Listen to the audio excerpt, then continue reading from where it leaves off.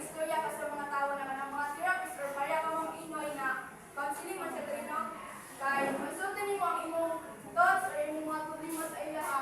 Matagan kanya og insight or iyang perspective ana ng mga butang matambagan kaniya.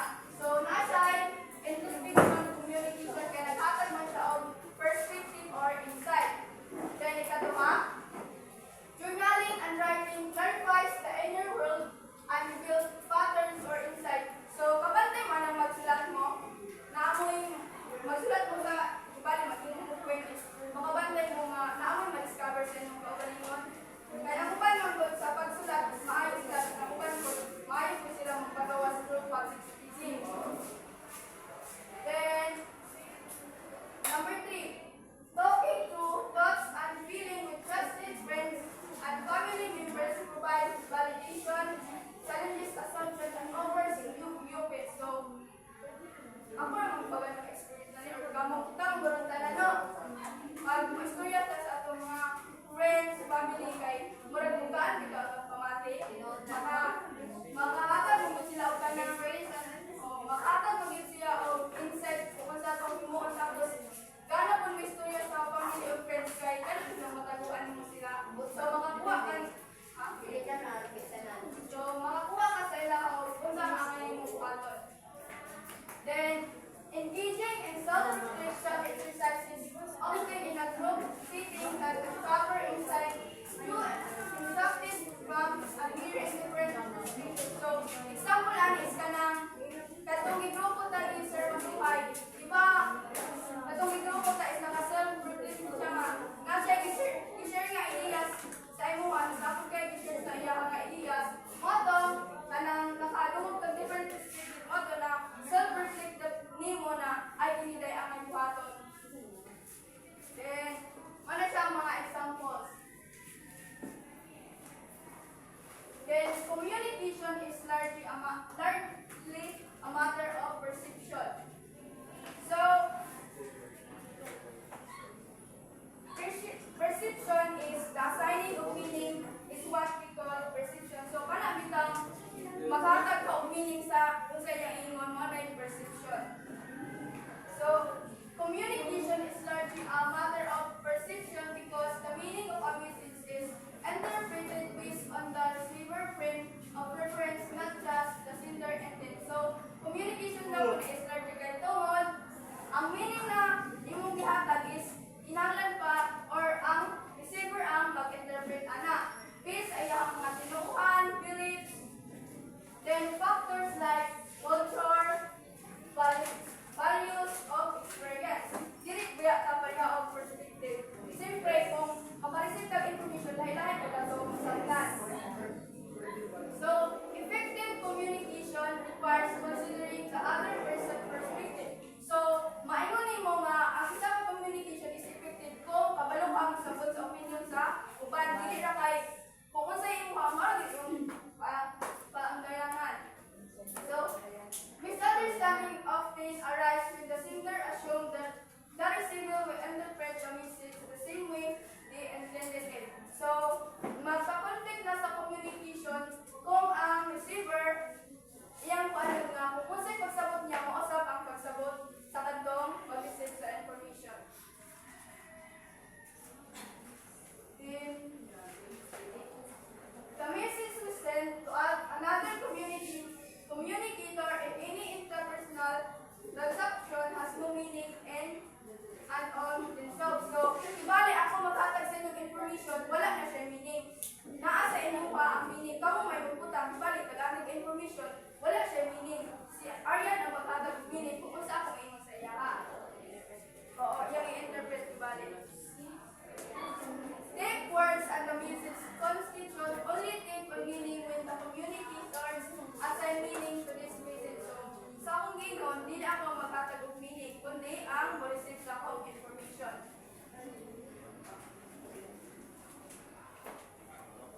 Then, what causes personal differences? What ang ingon na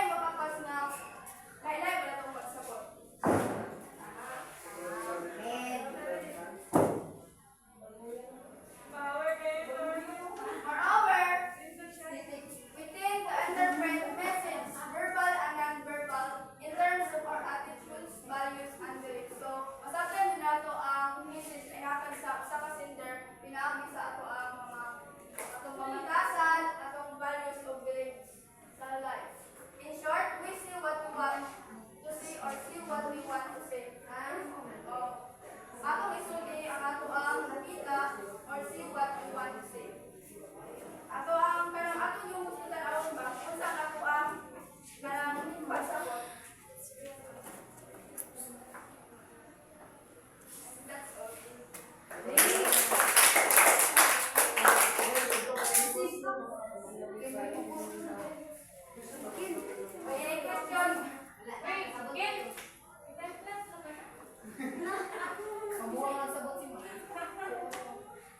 Ay, ano naman? Maluya. Magkanan tao. Icebreaker ko.